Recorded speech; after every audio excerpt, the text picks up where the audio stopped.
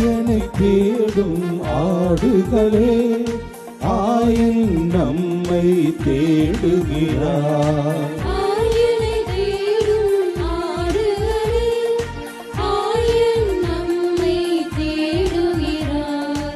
சிதறிய சிறுமந்தை நாமே, சிதறிய சிறுமந்தை நாமே, சேர்ந்தே அவரிடம் செல்வோம். சிறுமந்தையே சேர்ந்திடுவோம், இறையாட்சியை அமைத்திடுவோம்.